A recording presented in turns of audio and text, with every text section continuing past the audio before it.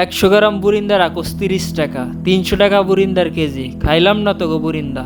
বুরিন্দা এখন ঘরে বানাই খাবো, দেখ কিভাবে বানাই।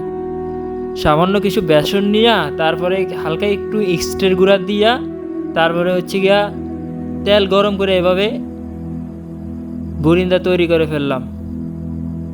দেখ কিভাবে বুরিন্দা বানাইতে হয়। খাইলাম না তো গো 300 টাকা দামের বুরিন্দা।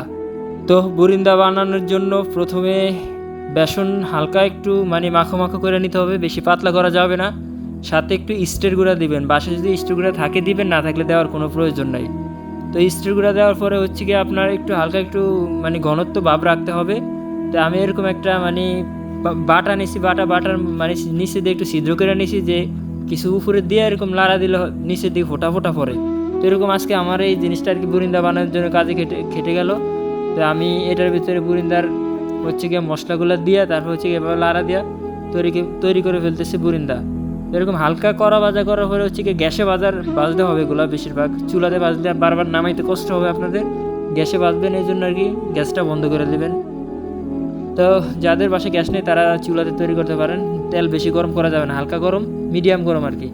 তো এভাবে হচ্ছে কি একটু লাল টাইপের হয়ে গেলে তারপর হচ্ছে কি আপনার এরকম প্লেটে উঠে রাখবেন। রাখার পরে আপনার হচ্ছে গিয়া আপনাদের বাসায় যদি কারো বাসায় চিনি থাকে, চিনি দিয়ে হচ্ছে কি আপনার ক্যারামেল তৈরি করবেন। আমার বাসায় গুড় ছিল, আমি গুড় দিয়ে ক্যারামেল তৈরি করে নিছি। আপনারা কিন্তু চিনি দিয়ে তৈরি করবেন। চিনি দিয়ে তৈরি করলে কি বুরিন্দাটা ভালো হয়, আর গুড় দিয়ে তৈরি করলে সুন্দর একটা টেস্ট আসে, ফ্লেভার আসে, যার যেটা খাইতে সুবিধা। ঠিক আছে? তো আমি মনে করেন যে ক্যারামেলটা তৈরি করে ফেলছি হচ্ছে গিয়া গুড় দেওয়া। তো ক্যারামেলটা মনে করেন যে হালকা একটু আসলো ভাপ হইলে, তো ওই টাইমে হচ্ছে গিয়ে আপনার বুরিন্দাগুলো ঢেলে দিতে হবে। তো দেখেন আমি কিভাবে করতেছি।